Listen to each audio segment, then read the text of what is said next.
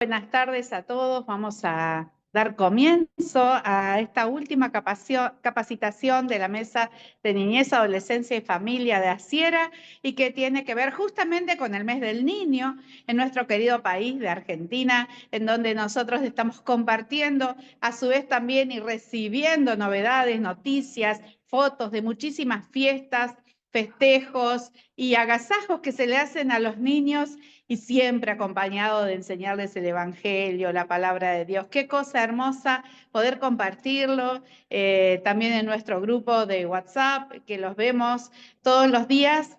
Y qué lindo que es poder compartir también esta tarde con el pastor Juan Varela, que ya va a ser presentado y que realmente para nosotros es un honor. Desde Asiera le damos la más cordial bienvenida. Y nos sentimos hermanados con ellos, nuestros hermanos españoles.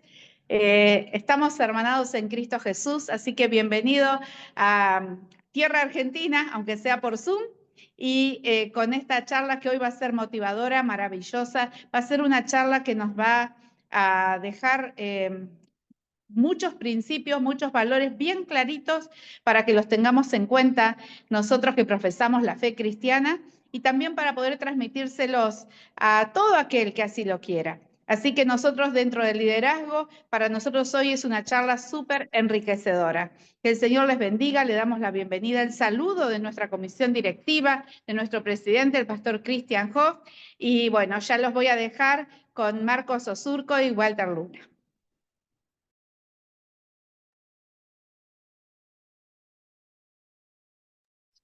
Bueno, perdón que se me desconfiguró recién. Qué raro estos problemas técnicos. Un saludo muy grande a todos desde Chile, desde Viña del Mar, ahora en medio de toda una jornada. Pero tenemos mucha gente que se ha conectado de diferentes lugares, no solamente de lo que es Argentina. Yo pedí permiso para abrirlo porque realmente el tema que nos convoca es tan interesante. Así que oramos. Señor, gracias. Gracias por convocarnos a una hora como esta. Señor, gracias por traer recursos de esta red tan grande que somos para un tiempo tan clave como este. Señor, gracias porque estamos vivos. Gracias porque nos elegiste para una hora como esta y con los recursos que hay tan amplios en todo el cuerpo de Cristo. Te entregamos toda esta conexión. Nos ponemos todos los dispositivos, todo el internet, todos estos medios bajo tu autoridad, nuestras vidas bajo tu autoridad. Señor, que unjas la palabra y en medio de todo lo que vamos a trabajar, invitamos tu presencia y le damos la bienvenida en medio nuestro para seguir en estas jornadas del que nos estás capacitando para un momento tan especial de la historia. En el nombre de Jesús te bendecimos. Amén y amén. Marcos, vamos a vos. Muchas gracias, Walter. Muchas gracias, Ligia. Bienvenidos a todos. Saludos desde la ciudad de La Plata, Buenos Aires, provincia de Buenos Aires.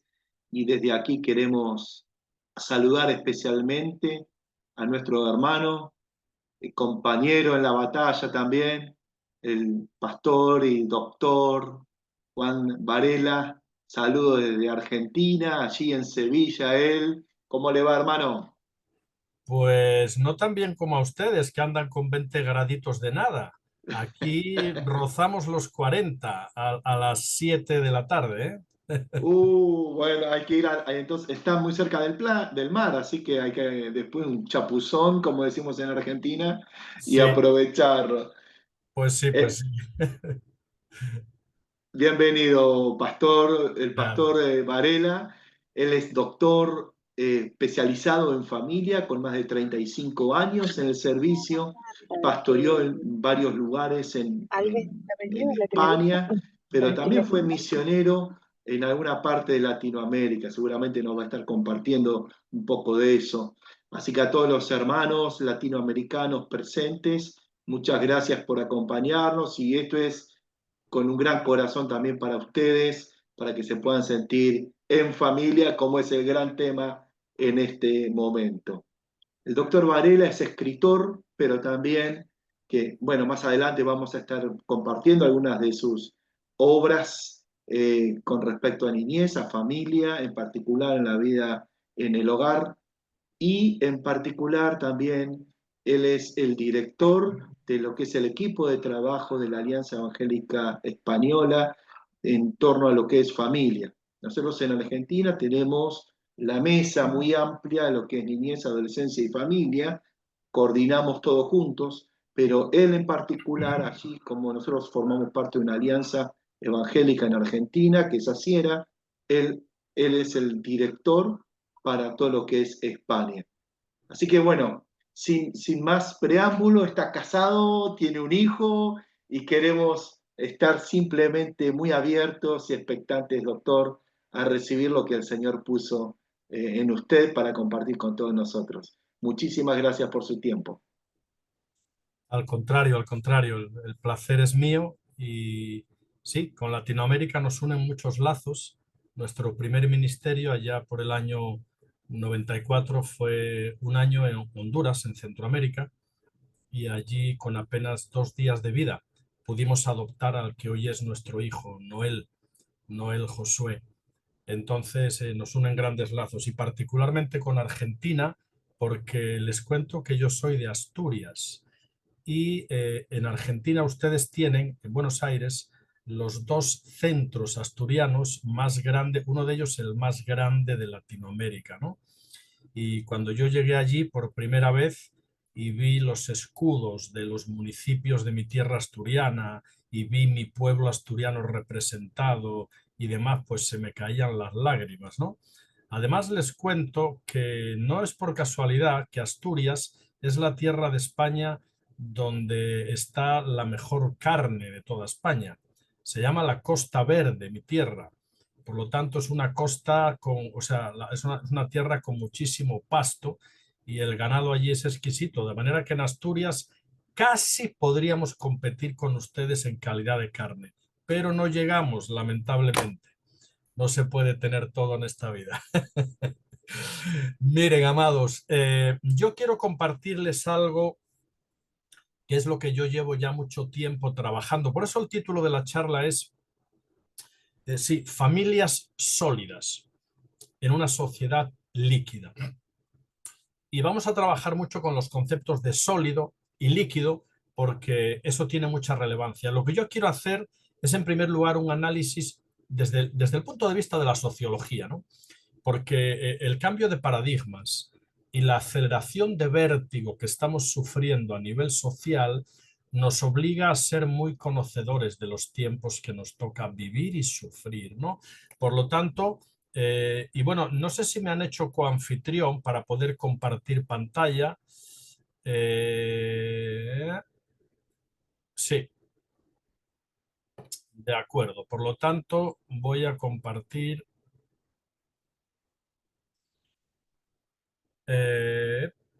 Ustedes me confirman si están viendo. ¿Ven ustedes la presentación? Sí, sí, sí. La están viendo, ¿eh? Muy Bien, claro, por lo muy tanto, claro. vamos a empezar dentro de matrimonios o familias sólidas en un mundo líquido.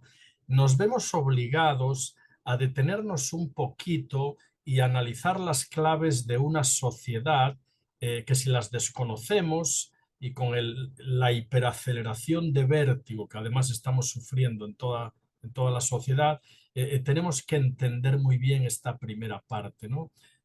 Como decía, como dice la palabra, ¿no? Tenemos que ser conocedores de los tiempos que nos toca vivir, ¿no? Porque en ellos nos tenemos que desenvolver y hay que saber evitar el campo minado, las minas de un campo social demasiado minado en muchísimos aspectos, ¿no?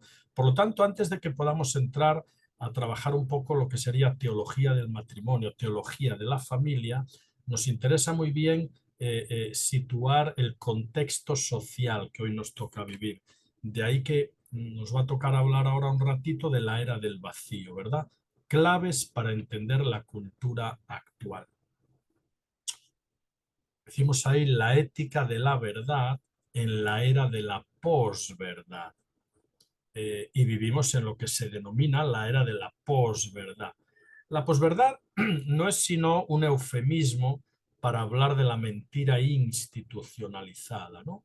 Pero hoy en día, como se utilizan muchos términos que pretenden suavizar su auténtico significado, se habla de la época de la posverdad, es decir, hemos rebasado la verdad como concepto absoluto y entonces cada uno tiene su propia verdad.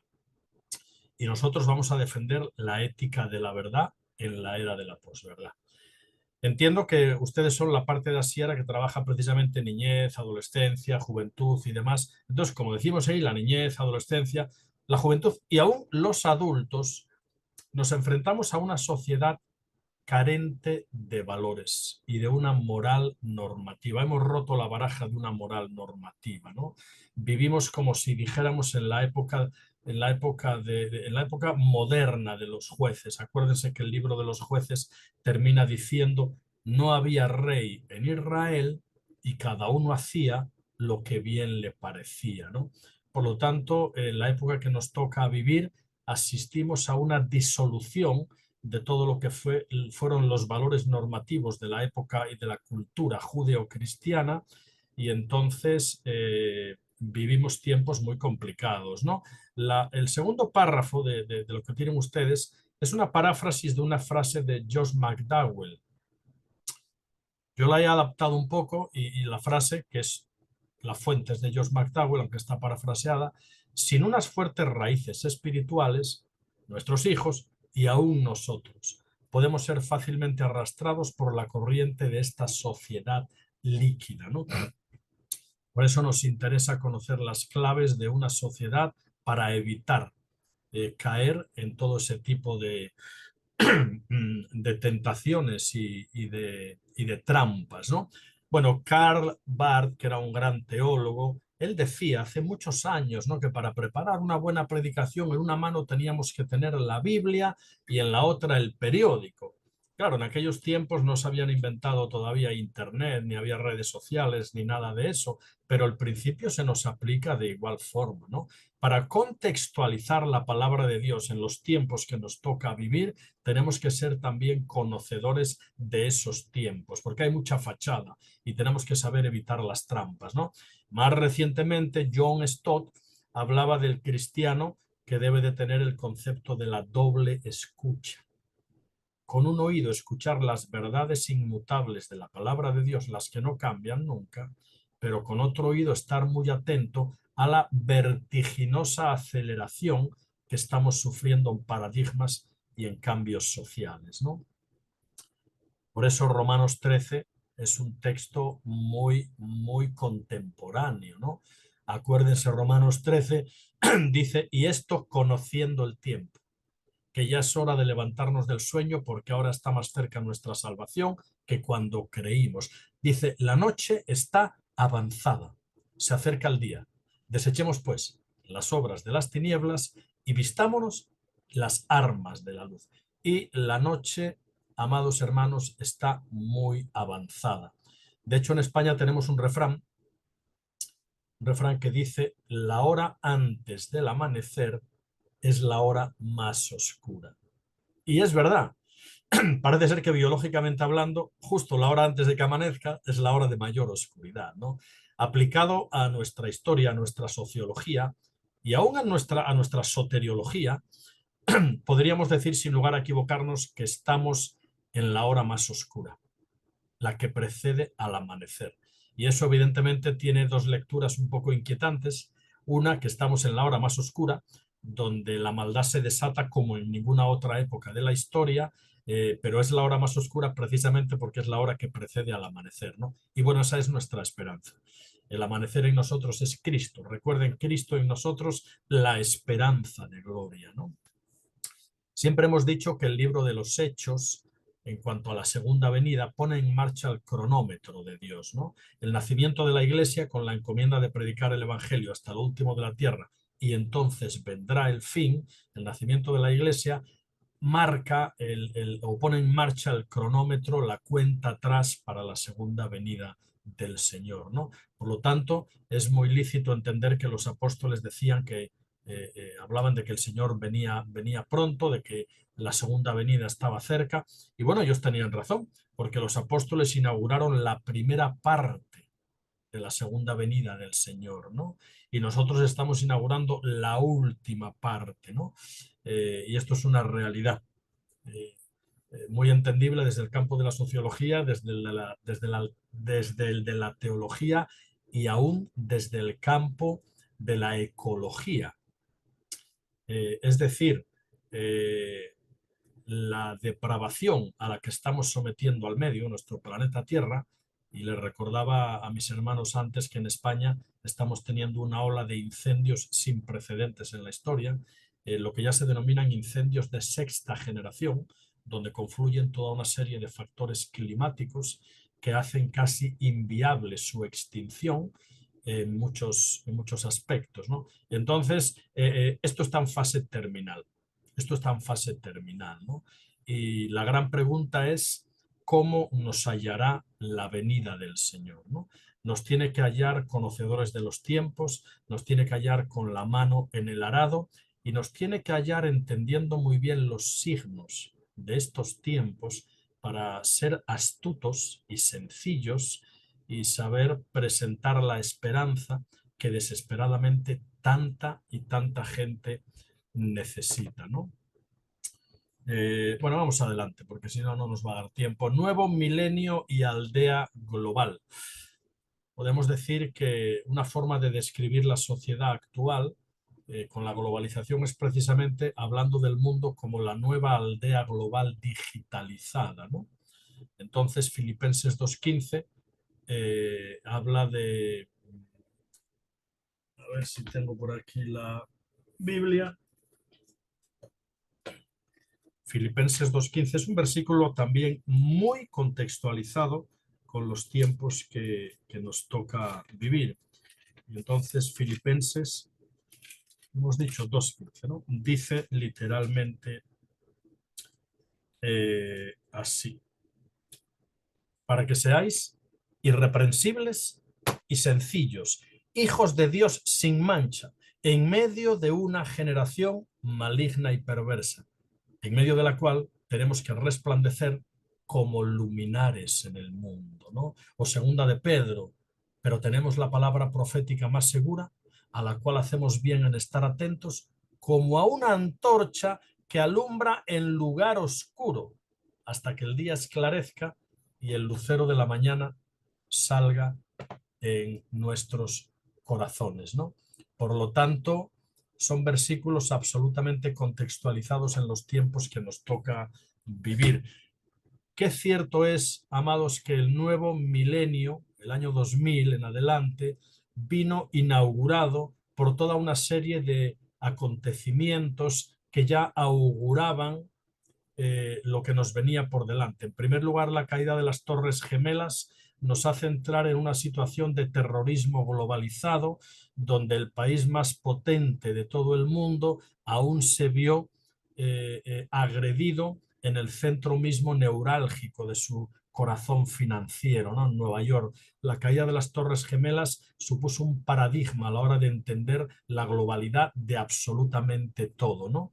Luego, posteriormente, al menos en Europa, creo que en Latinoamérica no ha llegado tanto, al menos en Europa, bueno, sí llegaron noticias evidentemente de todo lo que fue el ISIS, el Estado Islámico, donde uno miraba videos en YouTube, donde le cortaban la cabeza literalmente a cristianos, en un ambiente de terror y de incertidumbre que se fue sumando, ¿no?, a esa inauguración del nuevo milenio con la caída de las Torres Gemelas. En Europa llevamos ya más de 20 años sufriendo el azote de la ideología de género, una doctrina de corte totalitario que, bueno, al menos en Europa y también está llegando con fuerza a toda Latinoamérica, está permeando toda la sociedad y está llegando a un concepto muy inquietante hacia nuestros hijos, porque la ideología de género o las ideologías del género lo que pretenden son la colonización ideológica de nuestros hijos, ¿no? Cambiar las mentes de los más pequeños desde el colegio para que cuando sean mayores tengan otras ideologías que no la teología bíblica, ¿no? Entendemos que las generaciones ahora se cuentan cada 20 años, ahora dicen que cada 10 años Antes era cada 40 años en el relato bíblico, pero todo eso se está cortando, la aceleración es impresionante, las generaciones cada 20 años inauguran nuevos paradigmas de pensamiento, ahora dicen que es cada menos, es decir, un joven con 20 años ya pertenece a otra historia, pertenece a otro mundo, ya hay nuevos paradigmas a la hora de interpretar la realidad que nos toca vivir y lamentablemente todo eso, o la primera generación del nuevo milenio, los primeros 20 años, vinieron coronados por la pandemia, ¿no? Que nos trajo a todos, yo diría, un sentido de fragilidad en cuanto a la vida humana, ¿no? Entonces, hemos perdido. Cualquier persona que no tenga esperanza cristiana ha perdido los referentes a todo lo que podía asegurarle cierta estabilidad en el mundo, ¿no? Se han perdido los referentes en la economía, los referentes en la política, los referentes en la integridad y en los valores normativos, los referentes en el comunismo, los referentes en el socialismo, los referentes en el capitalismo. Entonces, se están quedando sin asideros aquellas personas que necesitan creer en algo, ¿no? Y evidentemente ya lo mencionábamos, ¿no? La depredación del medio natural es otra de las consecuencias de una sociedad que hace agua por todas partes, ¿no? Todo lo que está provocando la ruptura de la capa de ozono, el cambio climático, la subida del nivel del mar, la escasez de agua dulce, los fenómenos atmosféricos absolutamente impredecibles y cambiantes, y todo lo que estamos viviendo a todos los niveles, social, moral, ecológico, eso es tremendo, ¿no? Entonces, ahora se habla, hay un sociólogo francés que se llama Arnold, de origen alemán, y por lo tanto tiene un apellido impronunciable que no me atrevo. Este señor inaugura el concepto ya hace años, de lo que él llama el espacio liminal, es decir, un umbral de transición. La humanidad se encuentra en un umbral de transición. Hemos abandonado todo lo que perteneció al mundo sólido, ordenado, predecible, la cultura de la revolución industrial. Y hemos entrado ya, a través de ese umbral de transición que estamos acabando de atravesar, estamos entrando ya en la aldea global digitalizada, que rompe paradigmas completamente con todo lo que hemos entendido y conocido, ¿no? Por eso se vive a nivel social, en todos los aspectos y en todos los sentidos, una gran incertidumbre social, ¿no? Y eso tiene que ver, evidentemente, con el derrumbe de la cultura judeocristiana y con el ascenso de la cultura de la posverdad. Muy bien, cambiaron la verdad de Dios por la mentira. Este es el escenario descrito en Romanos 1. Un escenario donde Romanos 1 nos está hablando de una sociedad que puede ser fiel reflejo de la que actualmente estamos viviendo. Cuando uno lee Romanos 1 con cierto detenimiento, se da cuenta de que lo que está contenido en Romanos 1 es una ventana que nos está describiendo la sociedad actual en la que estamos viviendo, ¿no? Y es verdad, cambiaron la verdad de Dios por la mentira. A eso se le ha puesto el nombre de la posverdad, donde vamos, fíjense que hace años, estábamos en la cultura de la increencia. Es decir, no se creía en nada que no fuera demostrable, ¿no? Pero ahora, con la llegada de la posmodernidad, con la llegada de la modernidad líquida y con la entrada de la cultura gaseosa, y hablaremos ahora de eso, estamos en la cultura de la pancreencia. Es decir, pan del griego todo, ya saben. No es que ya no se crea en nada, sino es que ahora se cree en cualquier cosa, menos en la cultura judeocristiana, que es la que nos otorgó valores, democracia y demás, ¿no?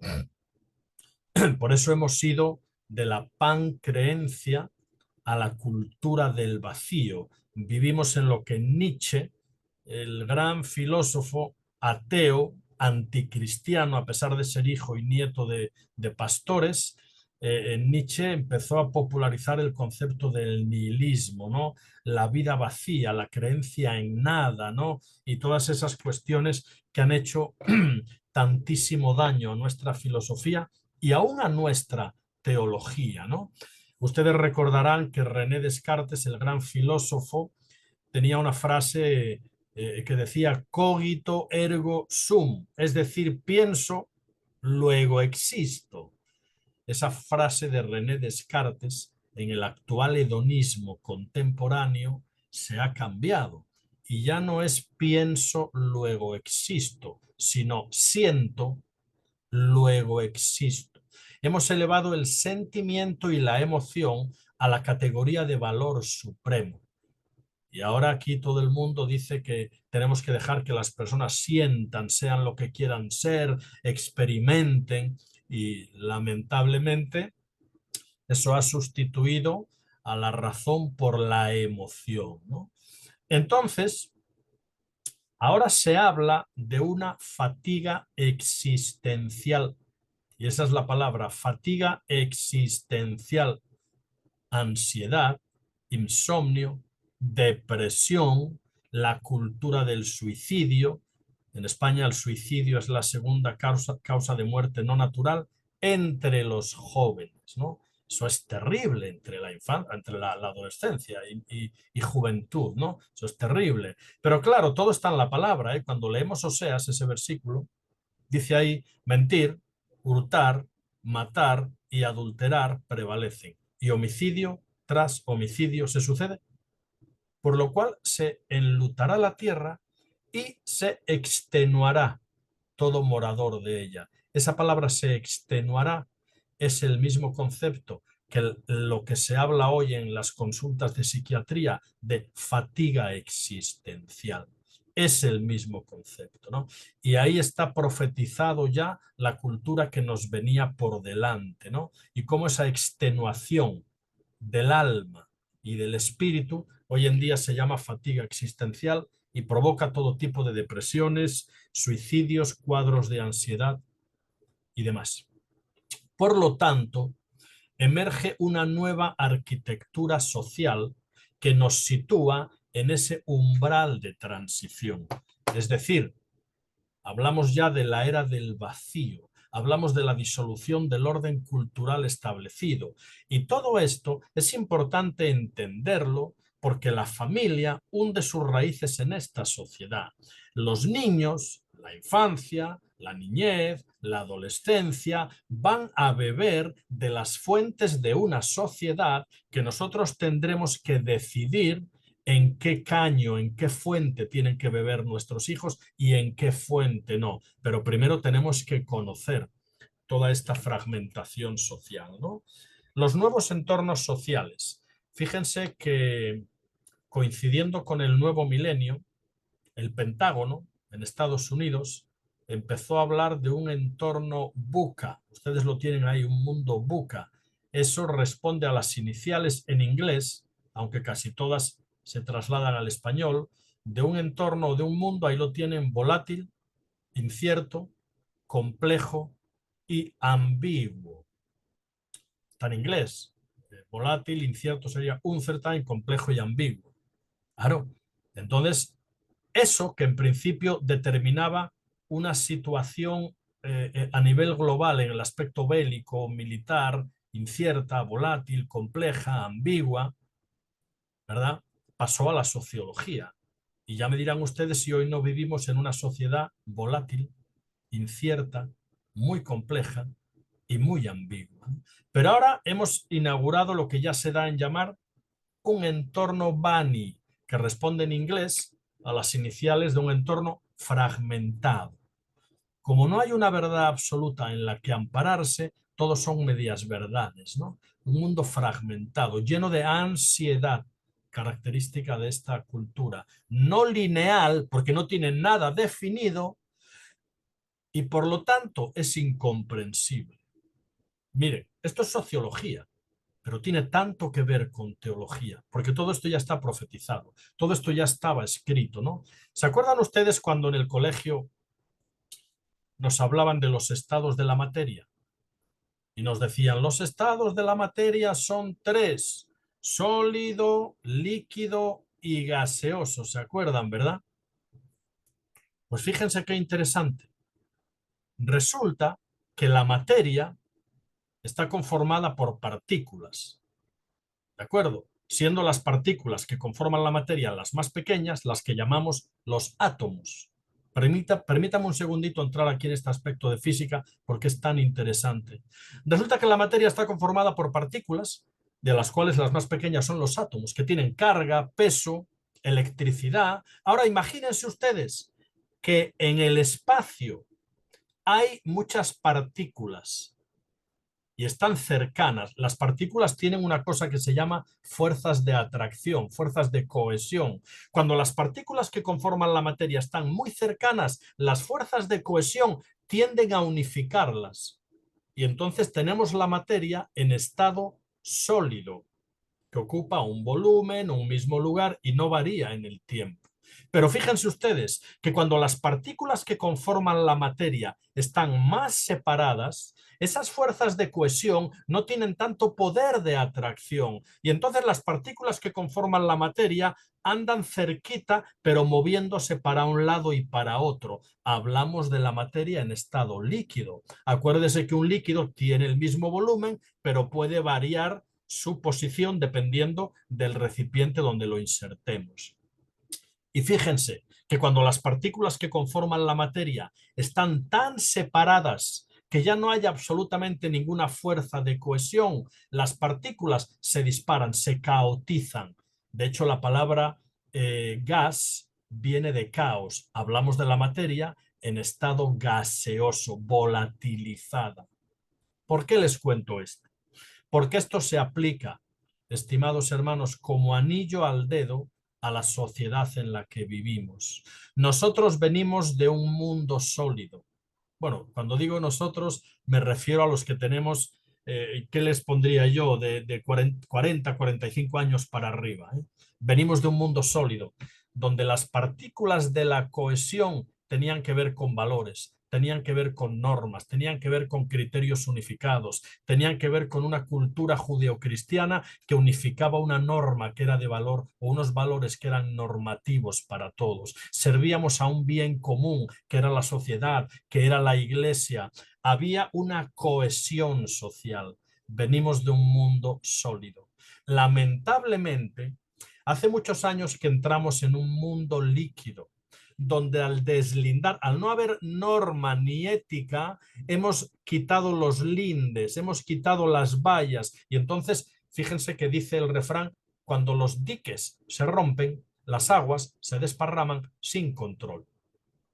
Entonces, ya hace tiempo que entramos en una sociedad líquida, carente de límites normativos donde cada uno hace lo que bien le parece, la moderna época de los jueces, ¿verdad? Y ya estamos entrando, esa es la realidad, en la cultura gaseosa, donde todo es absolutamente impredecible y donde todo se difumina en una confusión sin precedentes. Pues con esto en mente, les voy a hablar de la soberanía del individuo, porque esto atenta directamente contra la familia, contra la niñez y contra el ser humano en líneas generales. Fíjense que ese cuadro que tenemos ahí es un cuadro de Edvard Munch. Edvard Munch fue un pintor noruego que hace muchísimos años pintó ese cuadro que refleja muy bien la situación del hombre, del ser humano, en ese umbral de transición, en ese espacio liminal, ¿no? Está en un puente, que es un contexto de transición, sale de algo, del mundo sólido, ordenado y predecible, y entra en un mundo volátil, en un mundo gaseoso, ¿no? Entonces, fíjense, ustedes saben bien que la palabra pecado en griego es amartía o jamartía, según leamos el espíritu suave o áspero, y viene de cuando un arquero dispara una flecha y no da en el blanco, ¿verdad? Entonces, literalmente peca. Pecado es no dar en el blanco. ¿Saben lo que ocurre? Que si usted sitúa a ese arquero que disparó la flecha a 20 metros de profundidad, de distancia, si usted sitúa al arquero 40 metros más atrás y con la misma puntería el arquero dispara, ¿saben lo que le va a pasar al error, al pecado?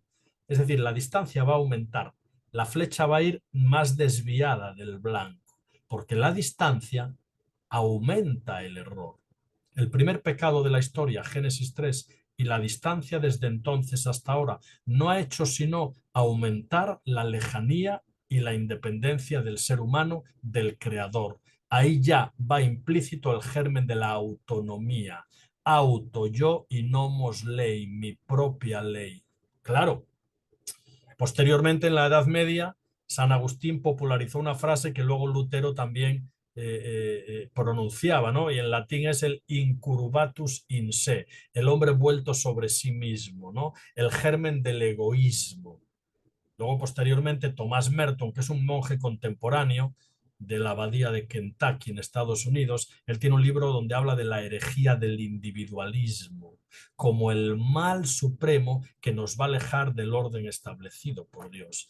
Claro, luego llegaría la época de la Ilustración y entonces del teocentrismo propio del Renacimiento, de la Edad Media, Dios como centro del universo, se pasa al antropocentrismo del Renacimiento, el hombre y sus posibilidades, el hombre como centro del universo, ¿no? Y por lo tanto se pasa de ciudadano, que era un ser humano que participaba de los bienes de una ciudad, a individuo, que ya tiene más que ver con una individualidad que solo mira el incurvatus in se, el yo mismo. Ya hablamos de un individualismo radical.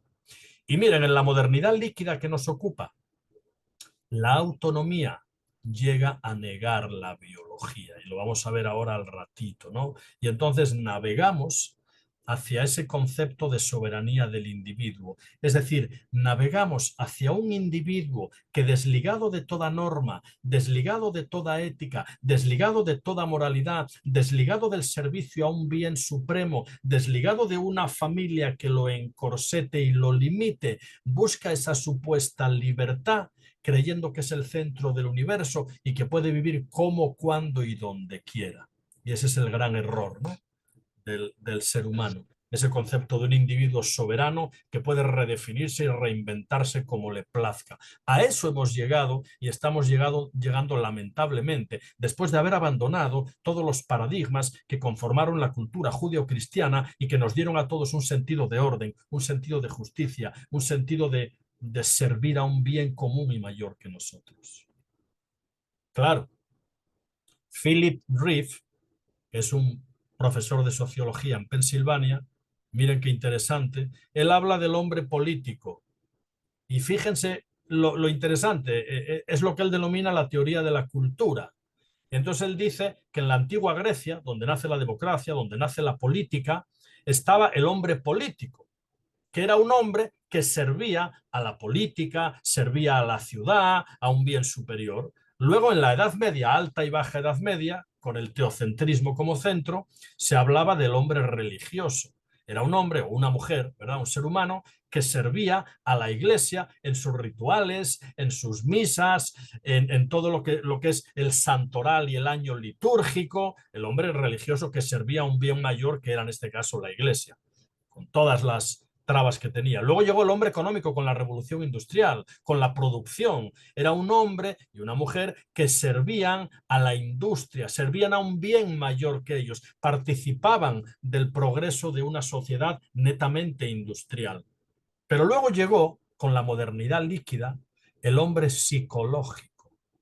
Este lo que busca es una autosatisfacción y una autopercepción propia. Y el producto final ya es el hombre soberano, o perdón, la soberanía del propio individuo. Es decir, ¿qué buscaba el hombre político y el hombre religioso y el hombre económico? Eran seres humanos que servían a un bien mayor que ellos, servían a un bien superior y se dedicaban y se sacrificaban por ese bien superior. El político en Grecia, el religioso en la alta y baja Edad Media, el económico bajo la revolución industrial, pero llegamos a la soberanía de un individuo que no está conectada a la cultura, ni desde luego quiere servir a ningún bien mayor porque no cree en los principios de compromiso ni en los valores perecederos, sino que lo que busca es la propia autorrealización de sí mismo, destruyendo las bases ontológicas y teológicas de la familia, de la sociedad, de la ciudad, de valores de la comunidad y de valores normativos, ¿no? Claro, miren, todo eso nos lleva a esto, ¿eh? Navegamos a la deriva de una identidad que, desligada de toda limitación, reduce la existencia a una búsqueda del yo, del aquí y del ahora. No hay sentido de comunidad ni de familia, no hay un nosotros, solo una individualidad. Claro, así se llegó Y aquí estamos destruyendo la familia natural, estamos destruyendo la infancia como un proceso madurativo, estamos destruyendo todo y así sucedió el proceso hacia esa supuesta soberanía del individuo. Miren, en la Edad Media teníamos el antropocentrismo, perdón, en el Renacimiento. Claro, como en la Edad Media el teocentrismo fue tan negativo, nos vendieron un Dios de juicio y severo, nadie quería ya el teocentrismo. Por la ley del péndulo, en el Renacimiento, el hombre fue el centro del universo, ¿no? Y entonces ese cuadro que pinta Leonardo da Vinci, el Vitruvio, ese cuadro, el círculo representa al mundo, el cuadrado representa a la Tierra y el hombre como el centro del universo. Claro, el hombre empezó a ser entronado por sí mismo sin necesidad de creencias en ningún ser superior. Ese antropocentrismo propio de lo que fue el Renacimiento daría lugar posteriormente en la época de la Ilustración y posteriormente en la época de la posmodernidad y ahora más en nuestros días en la época de la modernidad líquida al hombre transexual, un hombre que de alguna forma difuminaba su sexo o lo podía cambiar conforme a sus sentimientos, creencias y postulados. La identidad empieza a difuminarse, pero luego nos llega la transedad. Esa fotografía que ustedes tienen ahí es el caso real de un hombre que con 58 años se divorcia de su esposa con la que tenía 6 hijos y dice que ha nacido en la edad equivocada, que tiene 8 años y para colmo lo adopta una familia de Canadá que lo cría como si tuviera 8 años. Esto es una locura, porque hemos roto los diques y cuando rompemos los diques de una ética normativa y de un orden, las aguas se desparraman sin control. Y acuérdense que cuando un término se acuña, transedad, quiere decir que hay un colectivo social que lo representa. Así llegamos a la transespecie, un salto más en la locura. Hombres que no nacieron en la edad equivocada, pero sí en la especie equivocada. Y tenemos el hombre lagarto, la mujer gato, y luego estamos entrando en el, sobre todo con el avance de la IA, la inteligencia artificial, estamos entrando en el transhumanismo. Seres humanos mitad máquinas, mitad biométricos. Esto es una locura. Y es una locura a la que nos aboca una sociedad que ha abandonado los principios éticos y normativos del orden que Dios estableció desde el principio de la creación y que está difuminando la identidad hasta dejarla disuelta en una confusión sin precedentes, que evidentemente rompe con cualquier orden establecido, rompe con la familia, rompe con los procesos madurativos naturales en un niño, en un adolescente, en un adulto, porque ahora lo que se vive en muchos casos es una adolescencia perpetua en muchísimas personas, ¿no? Eso es terrible, ¿no? Entonces, claro, esa cultura del individualismo nos aboca a una concepción absolutamente hedonista de las relaciones. La búsqueda del placer por el placer. El hedonismo ha sido entroncado al valor o a la categoría de valor supremo. Hay que ser feliz, hay que vivir. Bueno, es un poco el comamos y bebamos, que mañana moriremos. Vivamos el presente y vivámoslo a tope, porque el mañana se nos presenta muy incierto. No hay esperanza, no hay fe en las grandes cuestiones en las que el hombre puso su fe a lo largo de la historia. Y quien no tiene a Cristo como su esperanza, muchos viven el presente, su realidad inmediata, y rápido y a tope comamos y bebamos, que mañana moriremos, ¿no? Claro, fruto de todo lo visto, este campo minado afecta a las relaciones sociales y a los vínculos afectivos necesarios para la vida, para la familia. Fruto de lo visto, el compromiso y la fidelidad ya no forman parte del amor de cristal. Miren, nuestros padres venían, se llamaban la generación de hierro. Hombres y mujeres que dieron sus vidas por sacar sus hijos adelante, que se sacrificaron, que trabajaron duro para que tuviéramos un plato de comida, zapatos y una educación. Ellos venían de una cultura sólida, venían de la generación de hierro, así se denominaban. Hoy se habla de la generación de cristal, una generación fragilizada, tremendamente infantilizada y una generación que no tiene los conceptos de compromiso y de fidelidad. Evidentemente, esto no ocurre en todas las personas jóvenes. Por supuesto que no. Hay generaciones de jóvenes que siguen la palabra, que son consecuentes, pero el ambiente general, el que un joven que no haya sido educado en los conceptos de la palabra de Dios va a entrar, es un ambiente que le va a llevar a todo lo que venimos diciendo, ¿no? Claro, la cultura del Kleenex, el amor del Kleenex. ¿Qué hace usted con un Kleenex cuando lo usa? Lo tira. Las relaciones hoy en día se rigen por la cultura del Kleenex. Usar y tirar. Esto es lo que decía una joven que acudió al psiquiatra y dice, me siento como un Kleenex. Me usan y luego me botan, ¿no?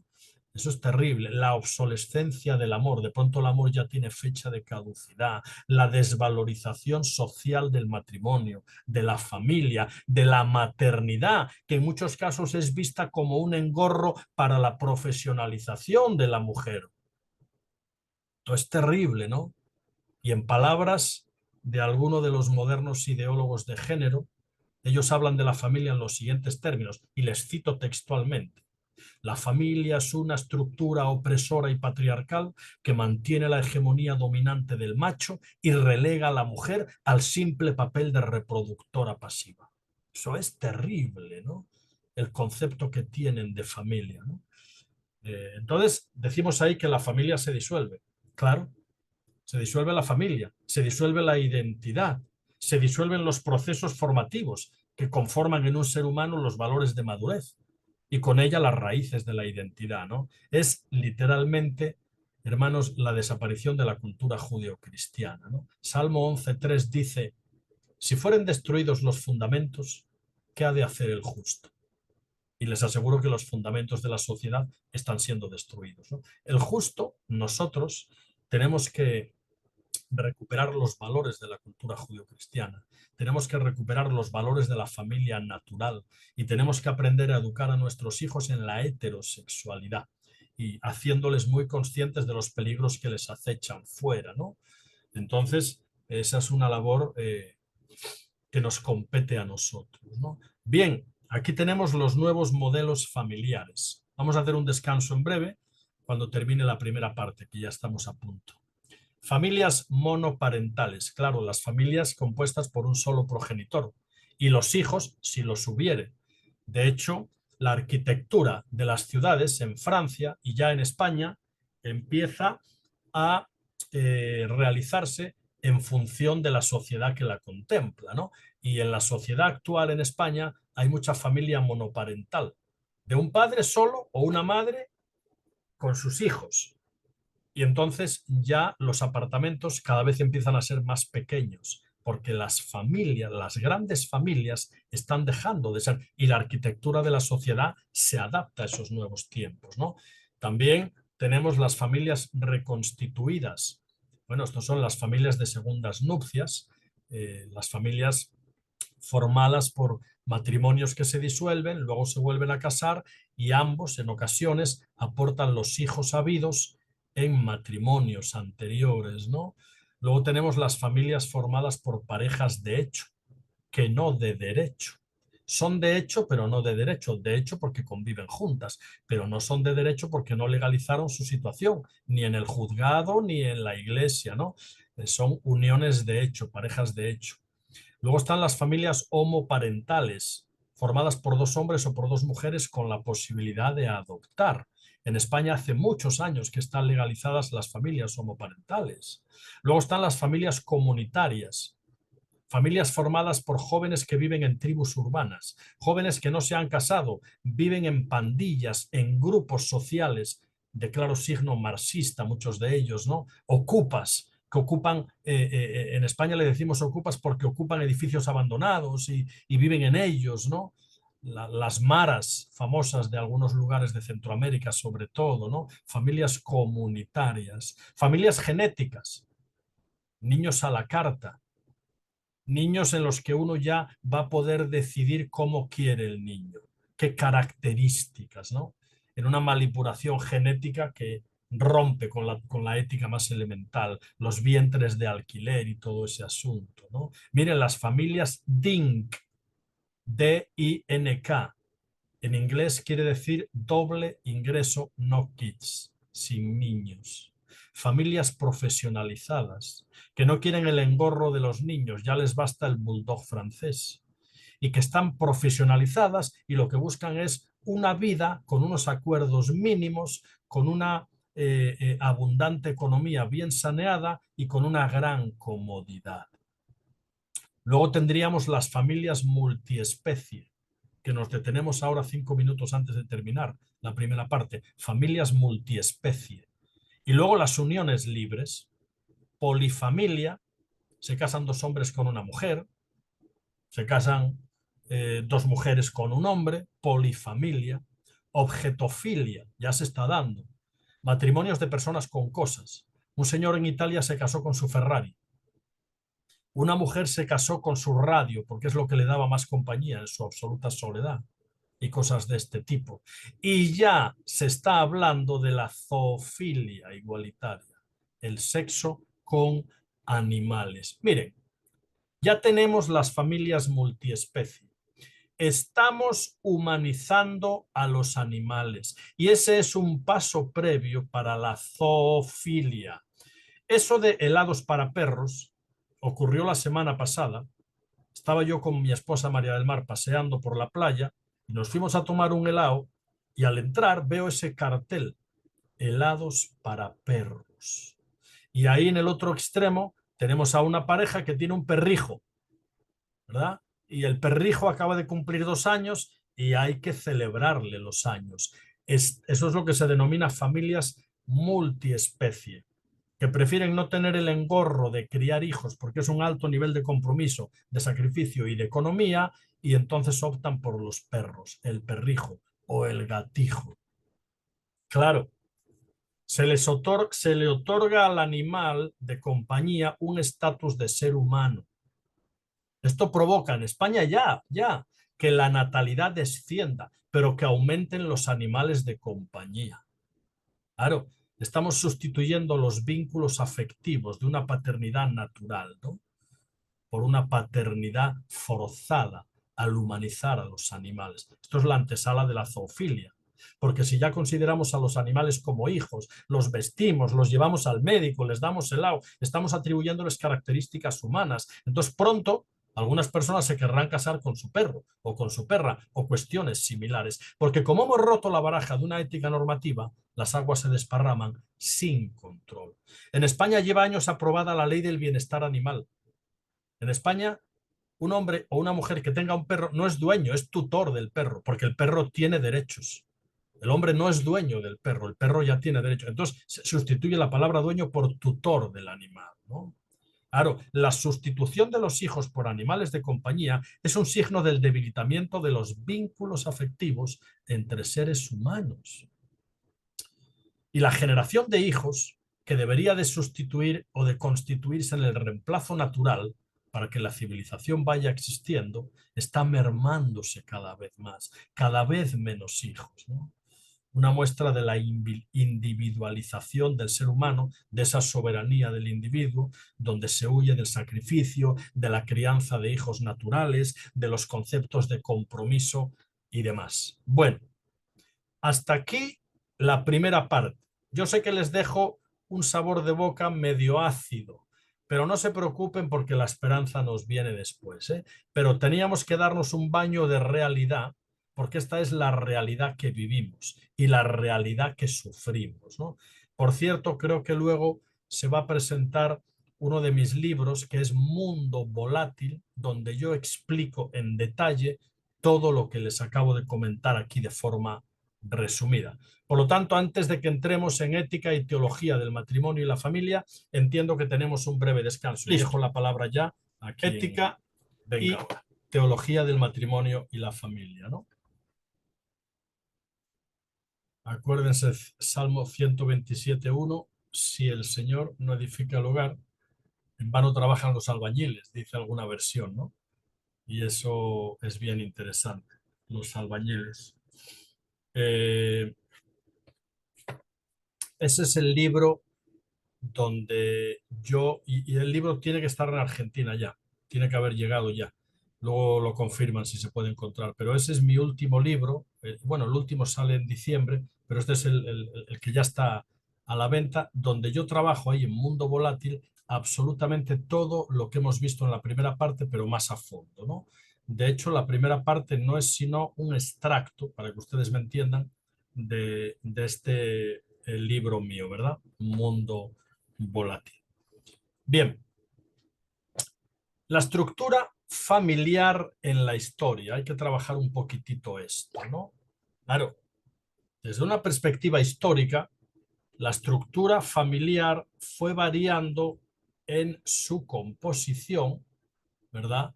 Desde el principio hasta nuestros días. Es decir, la estructura patriarcal del Antiguo Testamento inicia con la familia extensa, ¿no?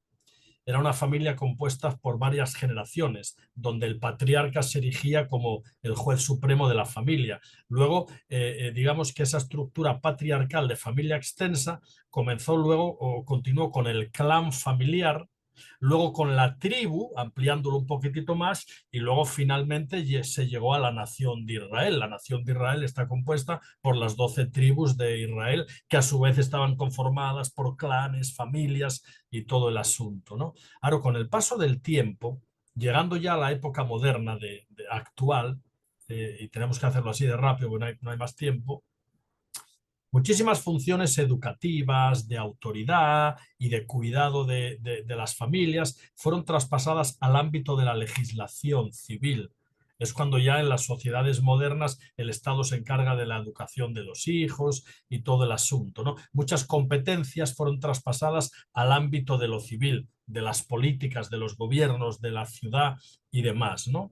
Entonces, la propia organización, ya lo hemos mencionado, arquitectónica, fue limitando el espacio vital de convivencia. Antiguamente se hacían pisos mucho más grandes para familias súper numerosas, ¿no? Hoy en día la arquitectura actual está atendiendo a las tendencias sociales y entonces está reduciendo notablemente el espacio, ¿no? Con apartamentos cada vez más pequeños, ¿no? Todo esto añadido a la normalización de asuntos con la revolución sexual, ¿eh? El divorcio, el enfoque laboral agresivo, la píldora, el abandono de la maternidad como prioridad familiar. Claro, todo esto fue provocando la evolución de esa familia extensa hacia el concepto de familia nuclear o de familia monoparental. Y aquí tenemos cómo se ha fraccionado en la historia la familia en tres grandes ramas, ¿no? Familia extensa o polinuclear. Claro, esta es la formada por el clan familiar, incluyendo varias generaciones en una estructura patriarcal, donde el patriarca ostentaba el rango de ser el dueño absoluto de todo ese clan familiar, ¿no? Luego eso ya pasó a la familia nuclear. Esto llega con los años 60, la revolución sexual y demás, más reducida a la primera generación familiar y como mucho a los abuelos, ¿no? Llega con la revolución sexual, la cultura del divorcio, la píldora, la emancipación de la mujer, reduciéndose poquito a poco el número de hijos por familia, ¿no? Y estamos ya en las familias postnucleares. Esto es lo terrible, ¿no? Ya no hablamos de un cambio de continente, que está contenido ahí, es decir, mayor o menor número de miembros, ya no hay abuelos, hay pocos hijos, no. Hablamos de un cambio de contenido, que es lo peor. Pues se varía la propia concepción del concepto de pareja o de matrimonio, abriendo la puerta a otras formas de convivencia distintas a la pareja heterosexual. Y aquí está lo grave del asunto, ¿no? Entonces, por eso, hoy en día tenemos todos los nuevos modelos familiares que ya hemos visto anteriormente, ¿no? Son fruto de todo este cambio, de toda esta, iba a decir evolución, más bien deberíamos decir de toda esta involución, ¿no? De lo que sería la familia natural. Cuando hablamos de familia natural, nos referimos a la que naturalmente sigue siendo el modelo mayoritario en cualquier cultura, civilización o país del mundo, ¿verdad? La familia compuesta por un hombre, por una mujer y por los hijos habidos en tal relación. Por eso decimos familia natural. Nos negamos a usar el término familia tradicional que utilizan otros como algo peyorativo, diciendo que es una familia obsoleta. No, no. Sigue siendo el modelo abrumadoramente mayoritario en cualquier sociedad, independientemente de cultura o religión, ¿verdad? Bien, la familia suple la necesidad más grande del ser humano. Fíjense que en el Génesis es muy importante porque es el origen de todo, ¿no? Se da lo que llamamos nosotros ahí la fórmula divina del acto creador, ¿no? Es decir, cuando Dios empieza a crear todas las cosas, lo hace siguiendo una fórmula que tiene esos tres pasos. Primero hay una expresión de la voluntad divina, luego hay una ejecución inmediata de esa decisión, de expresión, y luego hay una declaración final. Por ejemplo, y vio Dios, bueno, la declaración, o sea, la expresión de la voluntad divina es, por ejemplo, y dijo Dios, sea la luz. Y la luz fue. Hay una ejecución inmediata. Y luego hay una declaración final. Y vio Dios que la luz era buena. Todo el acto creador va precedido de la coletilla final y vio Dios que era bueno. De tal manera que en Génesis 1:31 Dios enfatiza en grado superlativo y dice que todo lo que había creado era bueno en gran manera. Frente a la bondad de la creación, en Génesis 2:18 surge el gran contraste. No es bueno. Vio Dios que era bueno, vio Dios que era bueno. Y de pronto Génesis 2:18, no es bueno que el hombre esté solo. No fuimos diseñados para vivir en soledad. La soledad mata. El hombre es un ser gregario. El hombre y la mujer hemos sido creados a imagen y semejanza de Dios. Y eso incluye en nuestros genes una necesidad de compañerismo, una necesidad de relaciones significativas que otorguen peso e identidad a nuestras vidas. No fuimos diseñados para vivir en soledad. La soledad mata. Por eso, ese no es bueno que el hombre esté solo va precedido o antecede a la frase le haré ayuda idónea, del latín adyuvo, con el mismo yugo. Otro ser no igual, sino complementario. Y esto es importante, ¿eh? Porque uno de los aspectos que la ideología de género nos pretende vender es el igualitarismo. Todos somos iguales. Sí, en derechos y libertades así debería de ser. Pero en configuración biológica, en pensamiento, en determinación psicológica y en muchísimos otros aspectos, hombres y mujeres somos completamente diferentes y por diferentes complementarios. Que eso es lo bueno del asunto, ¿no? Entonces no es bueno que el hombre esté solo, le haré ayuda idónea, adyugo. Y un yugo, recuerden que se utiliza en términos agrícolas para que ambos bueyes vayan a la misma altura, en la misma dirección, a la misma velocidad.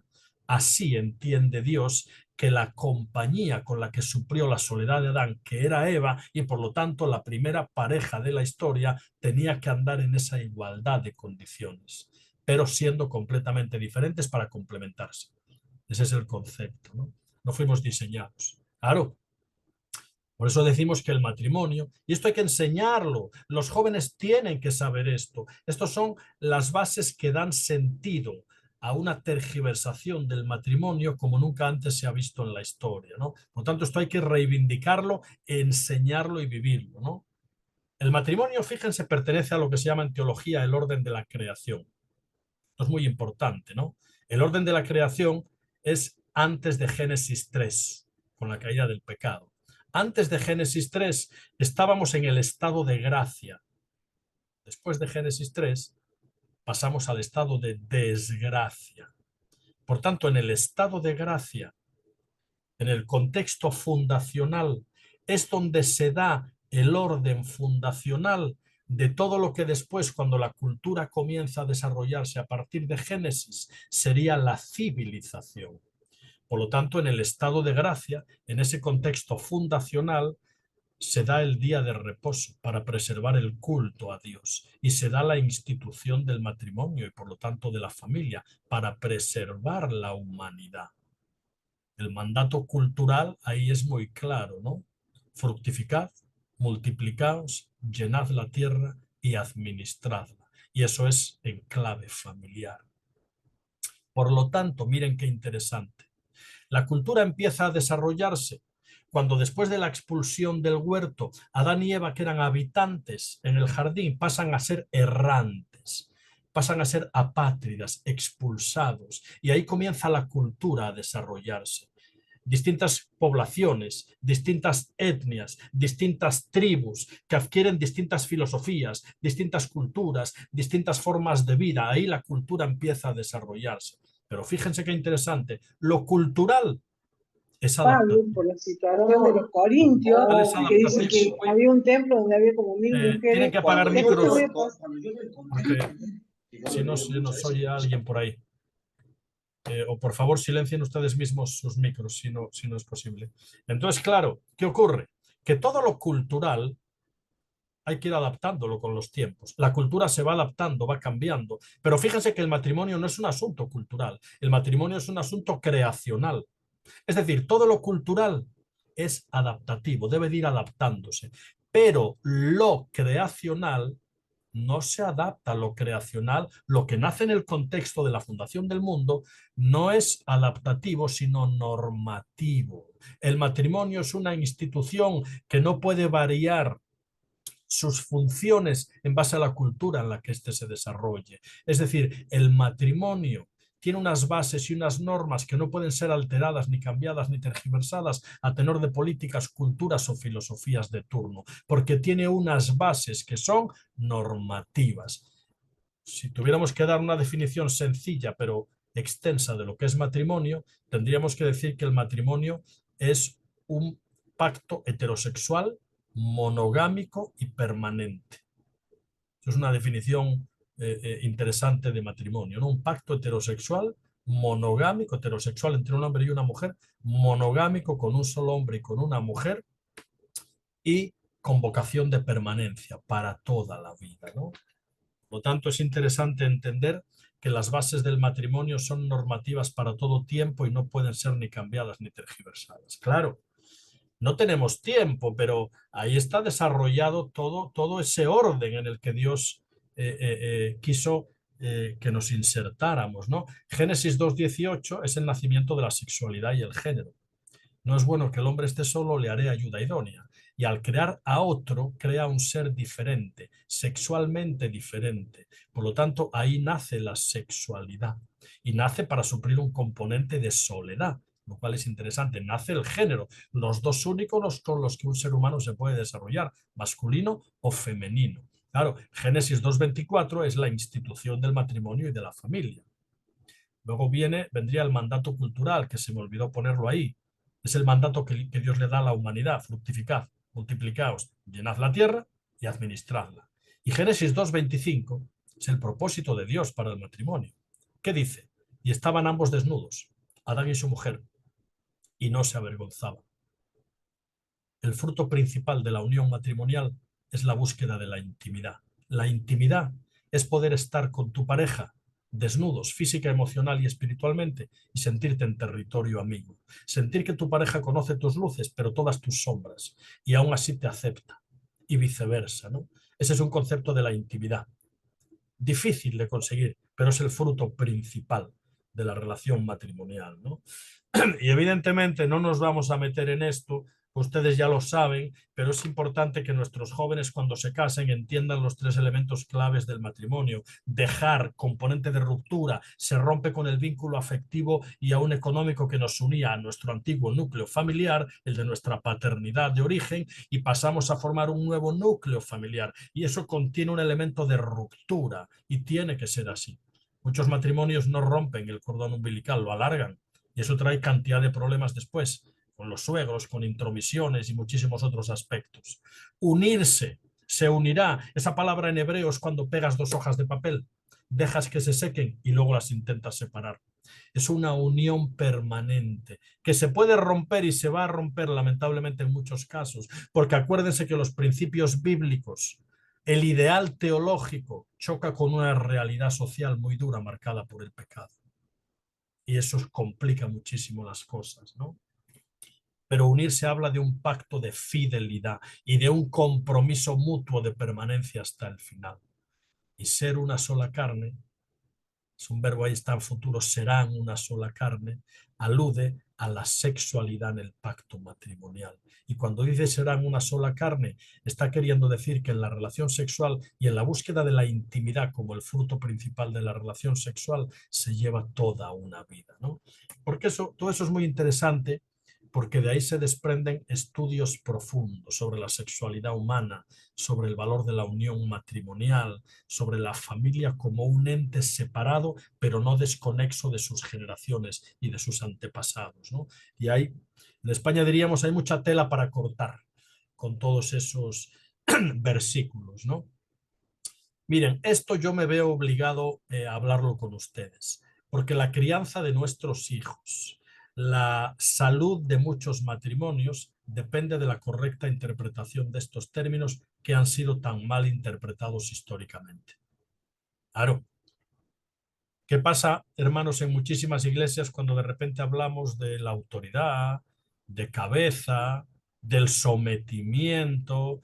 Miren, todos nos revolvemos un poco inquietos porque son términos que tienen muy mala prensa, que han sido muy mal entendidos por el cristianismo histórico y que hay un machismo evangélico que se ha nutrido de la falsa interpretación de estos nobles términos bíblicos. Y eso ha hecho un flaco favor a la teología y un flaco favor a muchos hombres que se enseñorearon de sus mujeres en un auténtico machismo revestido de cristianismo y que han tergiversado completamente estos aspectos tan importantes de la palabra de Dios, ¿no? Claro, la palabra dice que el hombre es la autoridad y el cabeza, claro que sí. Pero recuerden que Cristo demostró que era cabeza de la iglesia, lavándoles los pies a los discípulos. Y la autoridad a la que Dios llama a todos los hombres es una autoridad que empieza por servir a sus esposas y a sus hijos. Es una autoridad que se pone de rodillas y lava los pies. Porque acuérdense que la palabra autoridad viene de autor. Un autor nunca impone. Un autor expone, convence por exposición, nunca por imposición. Y el principio de la autoridad bíblica es un principio de entrega, un principio de servicio. Y eso lo tienen que entender los hombres. Y también lo tienen que entender las mujeres. Esa es la sana autoridad, no la que se impone mediante un puñetazo en la mesa, mediante frases, aquí se hace lo que yo digo porque soy el hombre, y sandeces semejantes que tergiversan el espíritu del texto bíblico, ¿no?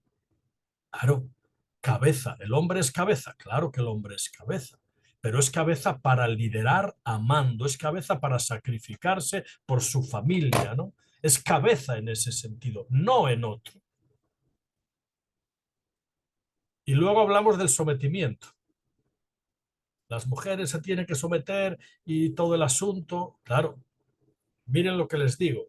El sometimiento es el derecho que ambos miembros de la pareja se otorgan para rendirse cuentas mutuamente. Dice Efesios 5:21, someteos los unos a los otros en el temor de Dios. Y cuando a la mujer Dios le dice que se someta, lo tiene que hacer.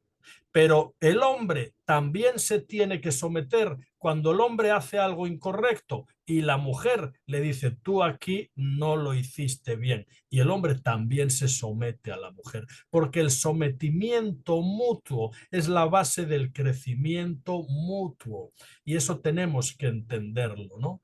El sometimiento no es que de pronto la mujer agache la cabeza y diga sí, amén a todo lo que el hombre diga, o viceversa. El sometimiento. Y miren, así crece un ser humano. Cuando yo tengo un tú que puede confrontarme con la parte más inmadura de mi carácter, y eso solo lo puede hacer mi pareja. Ella tiene el derecho y la libertad y el deber y la responsabilidad de confrontarme con la parte más inmadura de mi carácter. Y si mi mujer me confronta con una parte inmadura de mi carácter, yo me someto. Y viceversa. Y viceversa. ¿Verdad? Por lo tanto, hay que entender y situar bien estos términos, ¿no? Para que sepamos entenderlos de manera adecuada. Y ahí en Efesios 5 y en Colosenses 3, claro, se habla de la familia y se regula la función de cada miembro. Maridos, amad, mujeres, respetad, hijos, obedeced, en un orden de la creación que cuando lo rompemos, todo entra en caos, ¿no? Esa es la idea. 3 premisas inviolables sobre el matrimonio como institución creacional, lo hemos dicho. es un pacto en su condición, en su composición y en su duración. El matrimonio es un pacto heterosexual, monogámico y permanente. En su condición, claro, la idea de pacto no es un contrato que regula los derechos de las partes, no, no, es una alianza, es un pacto que vincula a ambos en un compromiso de libre aceptación, pero basado en principios de lealtad, de fidelidad y de entrega de vida. Ese es el concepto, claro. En su composición, claro, decimos ahí, es en su condición, en su composición y en su duración, un pacto heterosexual, claro, entre un hombre y entre una mujer, no entre un hombre y otro hombre, no entre una mujer y su perrito, no, es un pacto heterosexual, ¿verdad? La palabra es clara desde el principio en este sentido. Y además es un pacto con vocación de permanencia, ¿no? En su duración tiene vocación de exclusividad y de compromiso de permanencia hasta el final. Quemar las naves.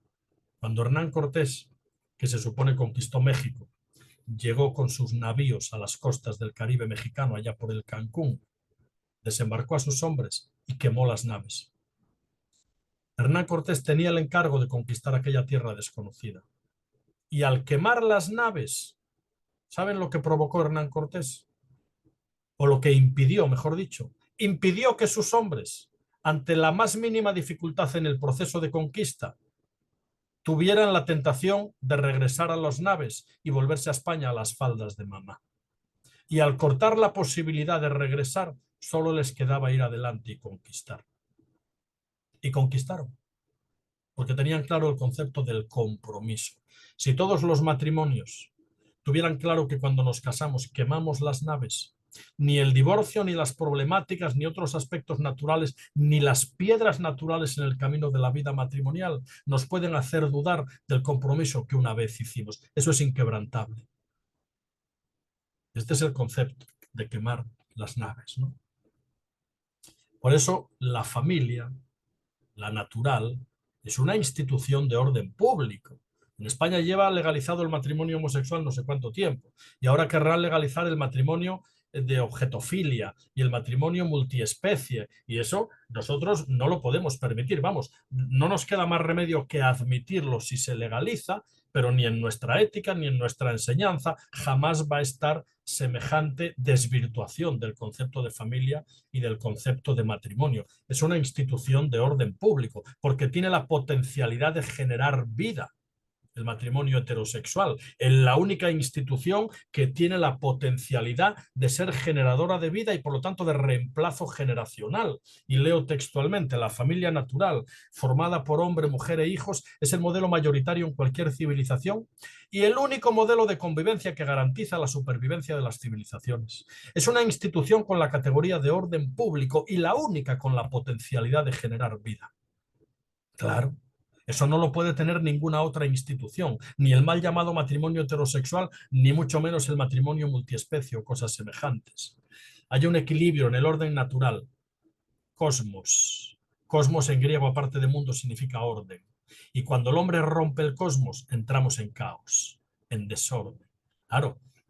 Hay un equilibrio en el orden natural llamado cosmos. Es la conjunción de una multiplicidad de factores que permiten la vida, que permiten el equilibrio natural, que permiten que las sociedades se desarrollen conforme al plan que Dios estableció. Cuando rompemos ese orden natural, se genera el caos y llegamos a la soberanía del individuo que vimos en diapositivas pasadas, ¿no?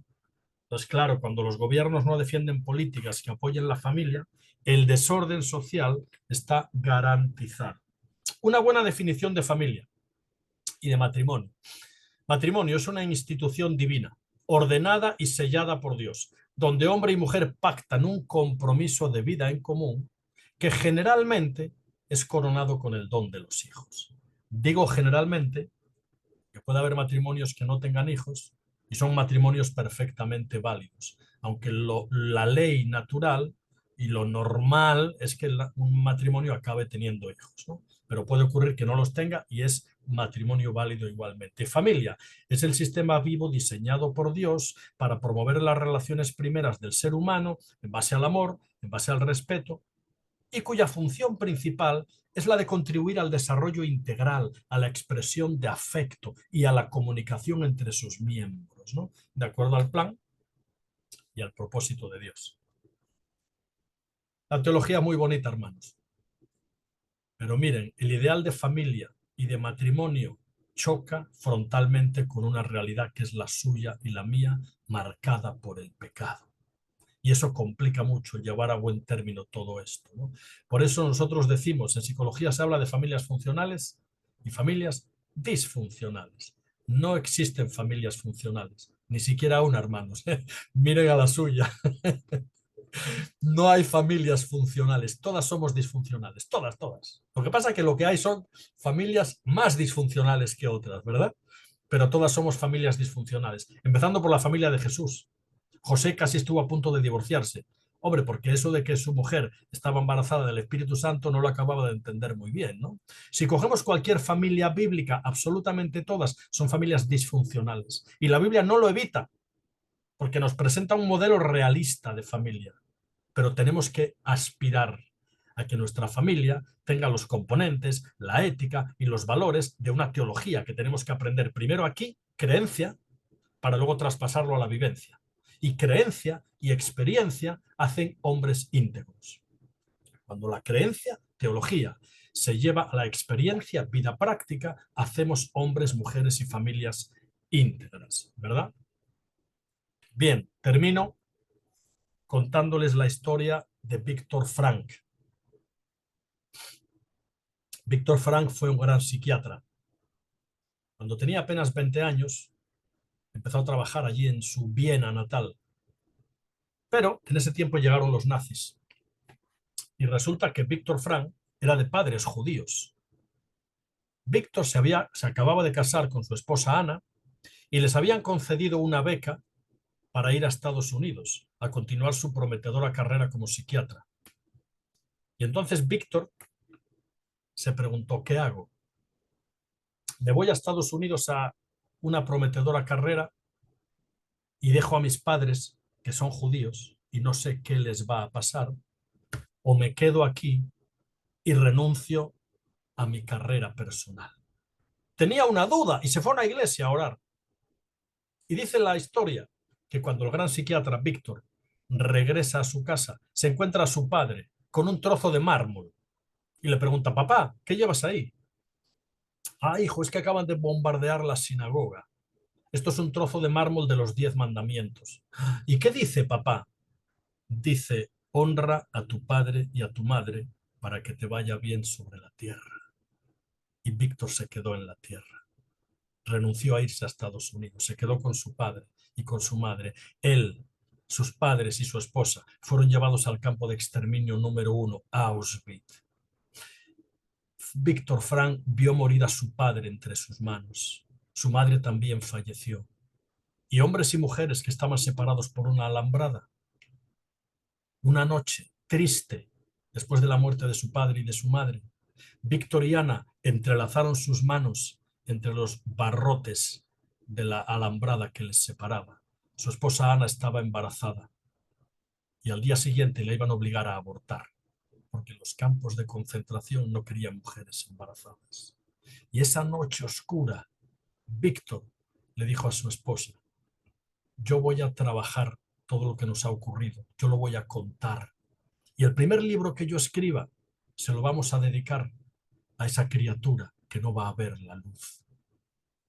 Y efectivamente, su esposa le hicieron abortar al día siguiente. Y el primer libro que años después escribe Víctor Frank tiene una dedicatoria enigmática que dice a Víctor o a Ana, porque nunca supieron si era un niño o una niña. Nuestro hijo que nunca vio la luz, pero que un día esperamos encontrar. Víctor Frank se fue a Estados Unidos. Llegó a ser un psiquiatra prestigiosísimo. Escribió multitud de libros y casi hasta los 90 años de edad dictó conferencias por todo el mundo. Desarrolló un concepto que se llama la logoterapia, donde él cuenta que lo que le ayudó a soportar los horrores de ver morir a su familia, lo que le ayudó a vivir y a salir adelante fue los recuerdos de su familia, los recuerdos de su nido social de referencia. Y él empezó a trabajar el concepto de que la familia es lo que nos provee sentido de identidad, sentido de arraigo, sentido de pertenencia, y es el nido que todo ser humano necesita para desarrollarse socialmente. Y él dice ahí, bueno, dice, y leo textualmente, creía que el origen de las alteraciones psicológicas era la falta de fortaleza en dos aspectos fundamentales: el plano espiritual y el plano relacional. Es decir, por un lado lo que nos conecta con lo trascendente, con Dios. Y por otro lado, las experiencias, recuerdos y vivencias de nuestra historia, de nuestra familia, de nuestro linaje, de nuestra dinastía, de nuestro primer nido social de referencia. La familia, un Dios para creer y una familia para amar. Amados, me detengo aquí porque quiero que tengamos un tiempecito de preguntas. Habría mucho más que hablar. Ni siquiera nos ha dado tiempo, evidentemente, a meternos en aspectos de la crianza de los hijos, la heterosexualidad, la disolución de identidad, los factores de riesgo para prevenir la confusión de identidad y muchos otros temas que en otro momento quizá podemos tocar. Pero por amor al tiempo, me detengo para que quien tome la palabra pueda plantear las preguntas. Aquí estoy yo, doctor Varela, muchísimas gracias. La verdad, venimos con un grupo de amigos también haciendo un chat paralelo, le abro ahí un poquitito la interna nuestra y sorprendidos y muy agradecidos por la calidad, por la profundidad y lo movilizante que es realmente este tema mucho más de lo que uno pueda llegar a leer en cualquier periódico, ¿no es cierto? Gracias por su apertura, su corazón, su estudio y generosidad también en poder compartir con nosotros todo su conocimiento y lo que el Señor puso en su corazón. Sí, vamos a hacer un tiempo de preguntas, tenemos unos 15 minutos más o menos. La idea era hacer las preguntas en el chat, otras fueron llegándonos, así que hay una primera pregunta que no hace mucho que la formularon, es más bien conceptual me parece, que cuando usted hizo mención que la mujer es ayuda idónea, algunos rabinos, desde el judaísmo se habla como que es ayuda contraria, opuesta, pero que quizás habla de equilibrio, o a qué se refiere ese concepto, porque hay algunos hermanos que preguntaron desde ese lugar. Bien, lo de ayuda idónea de pronto podría sonar a que aquí el varón es el rey del mambo y la mujer, pues eso, la ayuda idónea, nada más lejos de la realidad. De hecho, hay un término que se asemeja mucho a ayuda idónea y es el término que se utiliza en el Evangelio de Juan, allá por los capítulos 15, 16, 17, cuando Jesús les dice a sus discípulos que Él se va, pero que no se preocupen porque les va a dejar al Consolador. La ayuda idónea del creyente es el Consolador, el Espíritu Santo, ¿no? Entonces, son términos que se asemejan, ¿no? Si el Espíritu Santo es la ayuda idónea del cristiano, el complemento ideal, la mujer es la ayuda idónea del varón, el complemento ideal. No ayuda en el sentido de que la mayor parte del trabajo lo hace el hombre y la mujer lo ayuda, sino en el sentido de que la mujer participa en igualdad de condiciones, en igualdad de responsabilidad, en igualdad de libertad y en igualdad de intensidad que el hombre en el proyecto común, que es el matrimonio. Por eso, en latín, repito, la palabra adyugo es bastante ilustrativa. Adyugo, o sea, la palabra ayuda idónea es adyugo con el mismo yugo.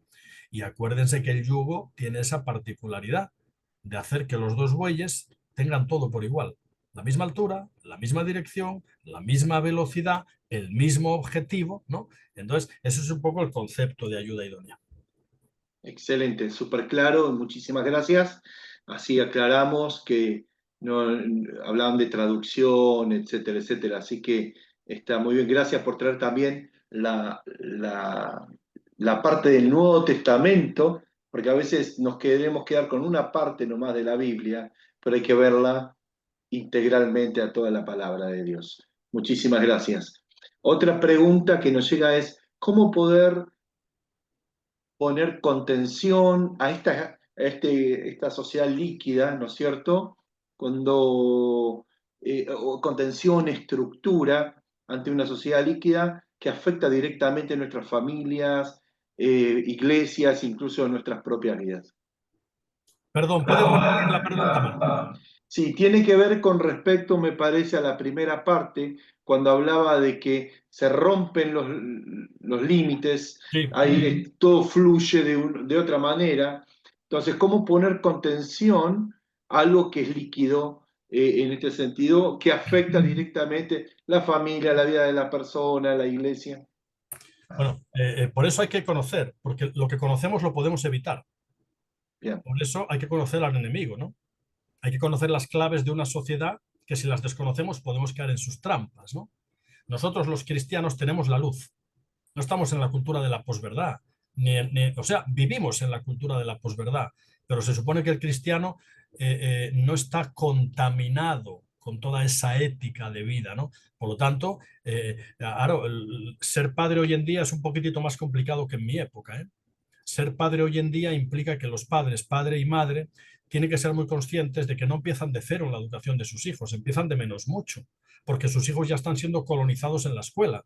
Ya muchos currículum de colegios están contaminados por la ideología de género. Entonces, la familia y la iglesia son dos esferas soberanas.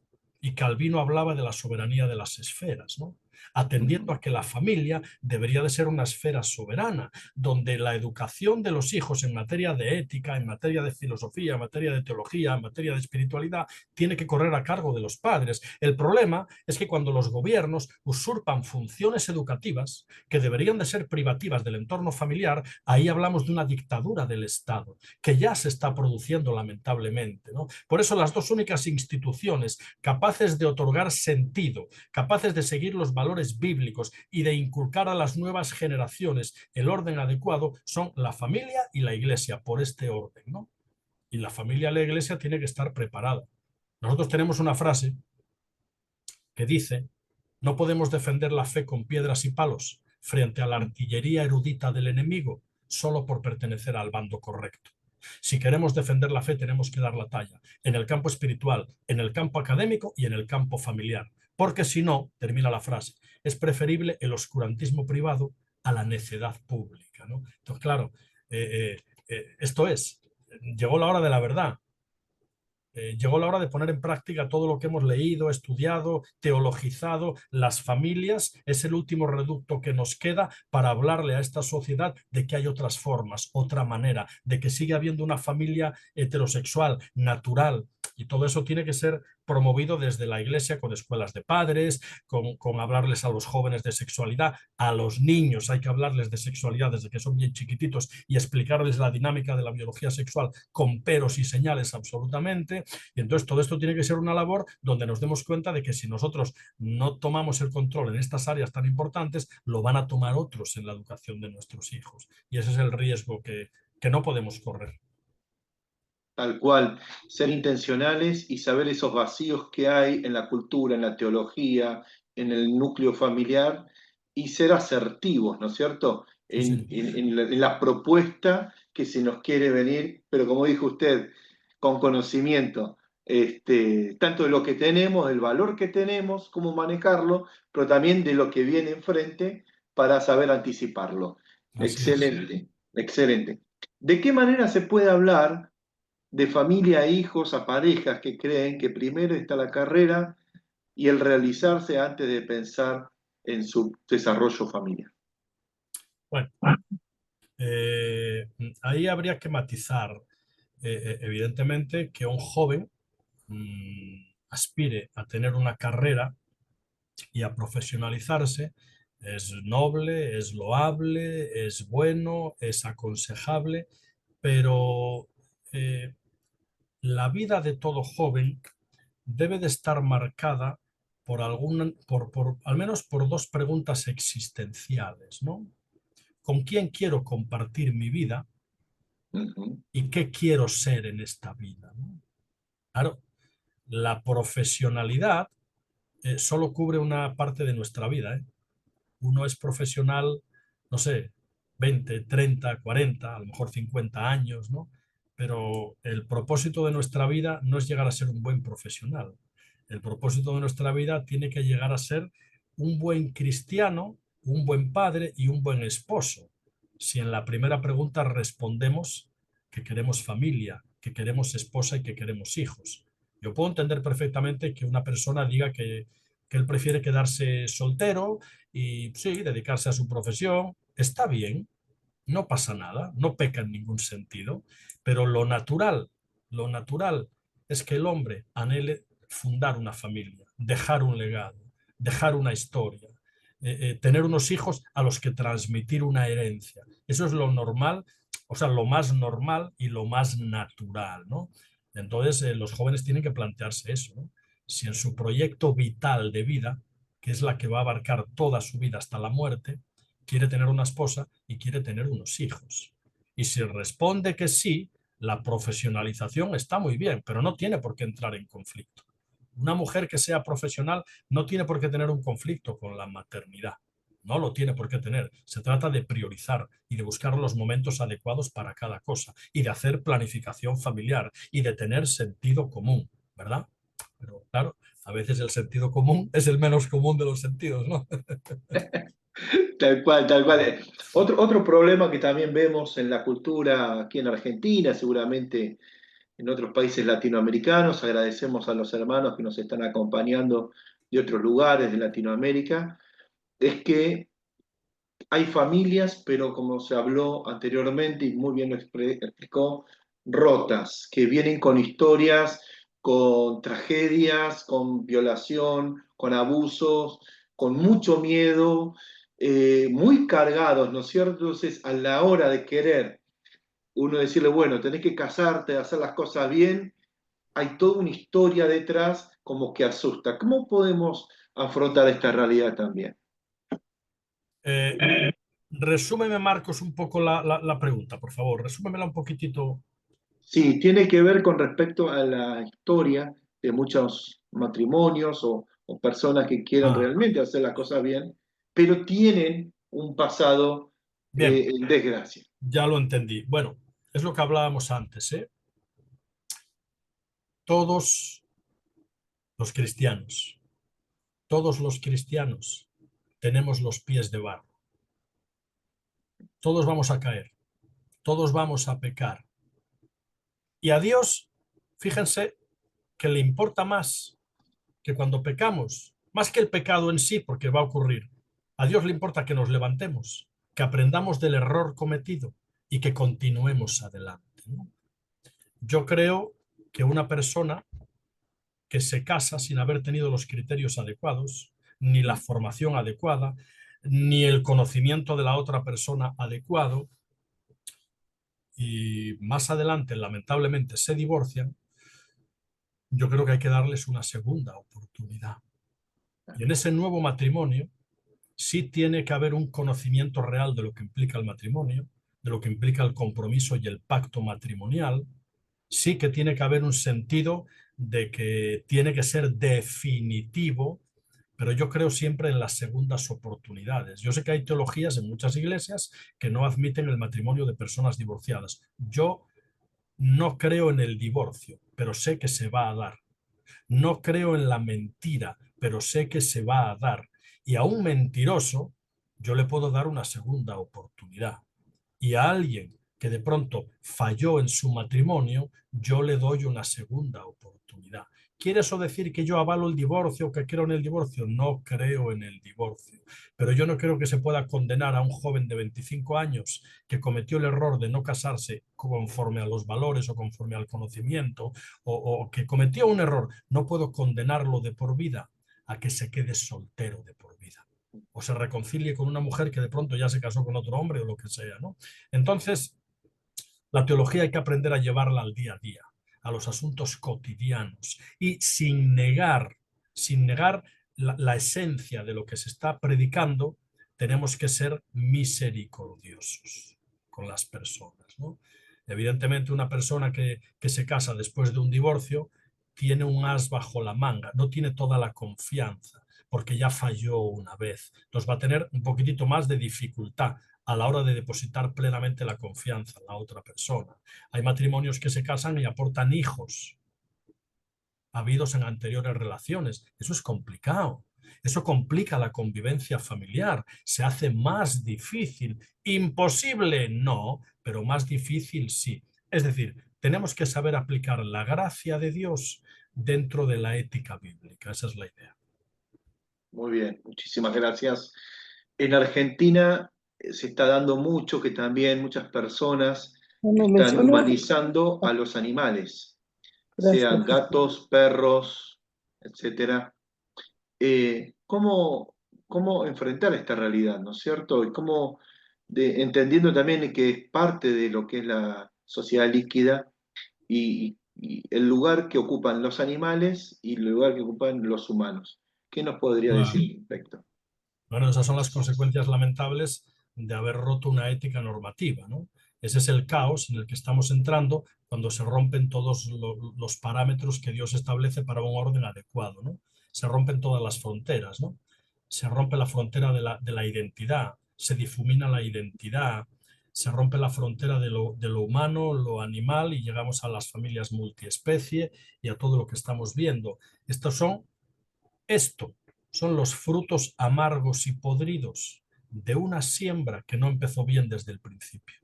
Y ahora estamos recogiendo los frutos amargos y podridos de esa siembra, ¿no? Las familias multiespecie, eso es una locura sin sentido.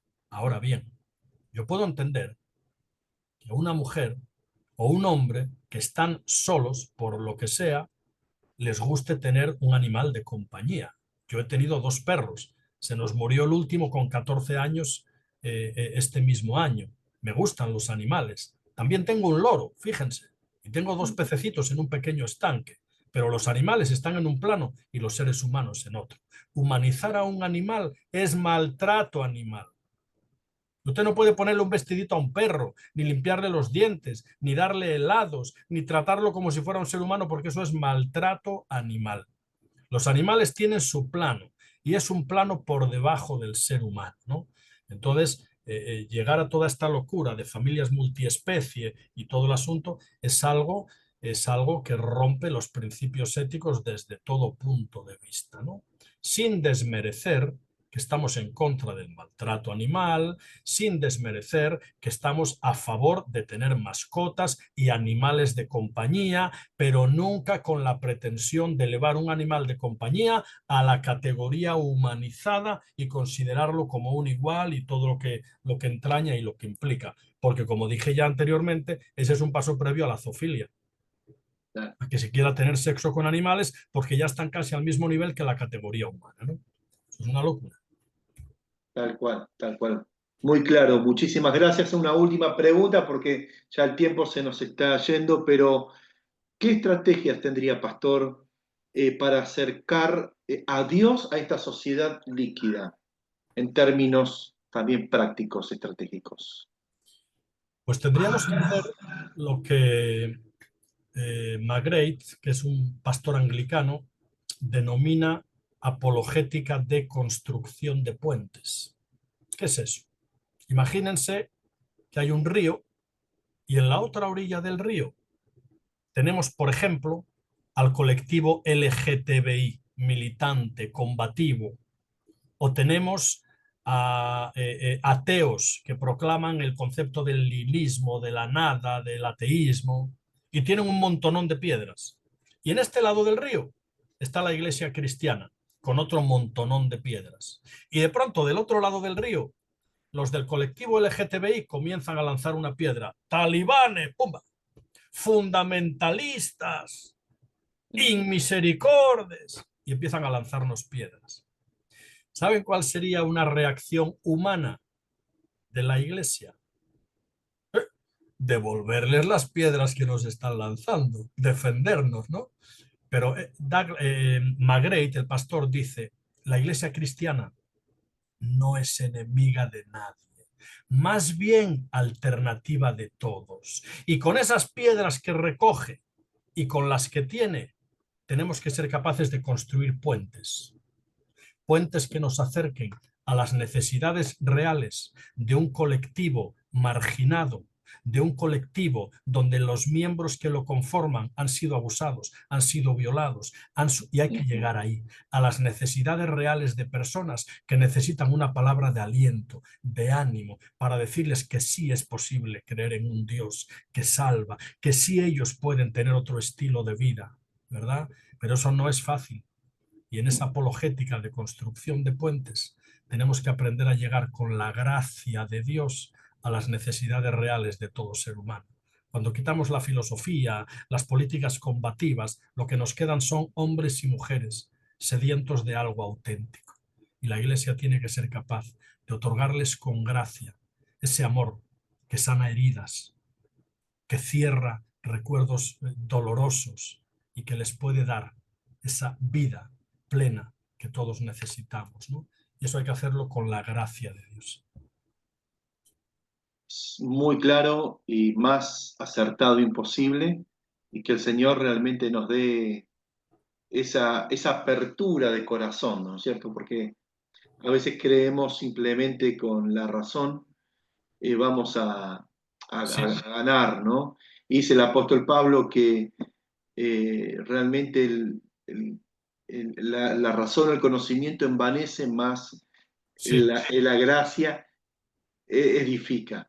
Y busquemos Edificar además, entonces, Marcos, sí, fíjate, busquemos ser seres que promovamos relaciones.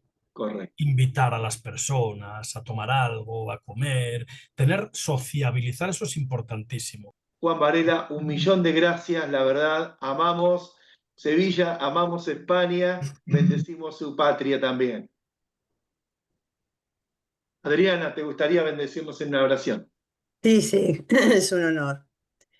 Señor, te damos gracias por estos momentos vividos, un lujo realmente, Señor, escuchar todos estos conceptos de este doctor Juan Varela, Señor, que a través de tantos años ha adquirido tanto conocimiento, que nos ha bendecido en estos momentos, nos ha abierto la mente, el corazón, los sentimientos, para seguir luchando, Señor, y sembrando en el reino de Dios.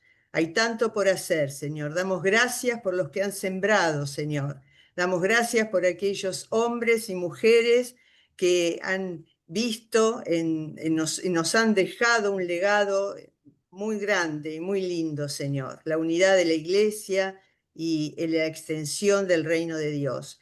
Pero, Señor, de aquí en más nos toca a nosotros tomar la antorcha y seguir adelante con las nuevas generaciones, Señor, y dejar un legado de fe, un legado de esperanza, un legado, Señor, para formar las nuevas generaciones. Y gracias, Padre, gracias por esta oportunidad y gracias por tu bendición, Señor, de tenerte. Es una gran diferencia la que hace estar con Cristo y estar sin Cristo. Glorifícate, Señor, en tu iglesia. Glorifícate en el cuerpo de Cristo, que es tu esposa. Glorifícate, Señor. Nada ni nadie puede contra tu iglesia. Las puertas de la iglesia no pueden cerrarse, Señor. Y seguimos adelante, seguimos adelante. Bendice al pastor Varela, Señor, con todos sus conocimientos.